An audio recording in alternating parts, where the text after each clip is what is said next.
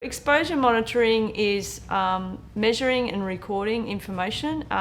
It may be doing monitoring on airborne dust or noise in a workplace, such as a quarry. Dust is generated through mining activities, crushing, milling, and the production of dust in the workplace can potentially cause long-term health impacts. So quartz or silica as it can be called, is in high proportion throughout the Earth's crust. It is in a lot of geology. Silica is a very hard substance, and when it's crushed and broken into very small fractions, it can penetrate into the lungs and potentially cause long-term health issues such as silicosis. Coal dust can cause health impacts, so can quartz. A respirable quartz fraction, which is less than 0.005 millimeters in diameter, is a fraction that can go into the lungs and your body doesn't have the mechanisms to get rid of it, and it can cause long-term impacts. To put that into perspective, the human hair average diameter is approximately 80 microns, and the particle size for respirable quartz is less than 5 microns. So it's certainly invisible to the human eye.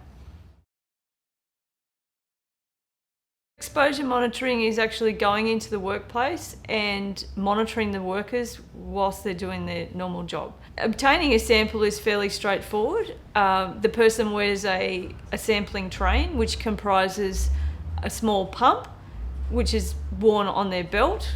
That pump is connected to some plastic tubing, which is then connected to a sampling head.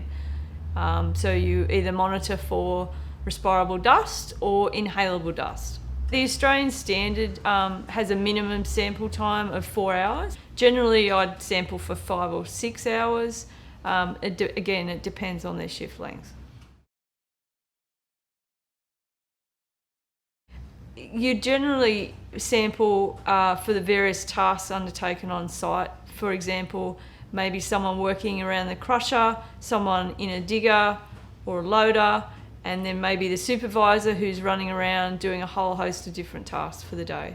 So you want to capture all the tasks that are undertaken on site. Once the results have been analysed, we report those results back in terms of milligrams per metre cubed. So that's worked out based on the pump rate of flow and the time in which the pumps run for. And then that result is compared to the exposure limits. There are 3 exposure limits for dust. These limits are legislated and should be followed by all operators.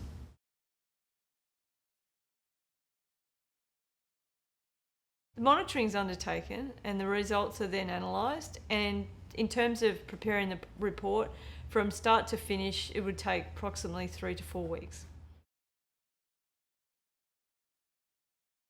A mine should undertake monitoring and obtain some baseline information and see what kind of results they get in the first instance. And then they may undertake monitoring every 1 to 5 years, depending on the results they get. The geology has a very important impact on the kind of results that may be obtained. Some geology is very high in quartz, and when you start crushing that material up, you may generate a lot of respirable dust with respirable quartz fractions in it. So you may undertake monitoring on a yearly basis. If a quarry records an exceedance, the people would go in and look as to why it occurred. They may put in some controls and then do some additional monitoring to see if the exceedance has been reduced to an acceptable level.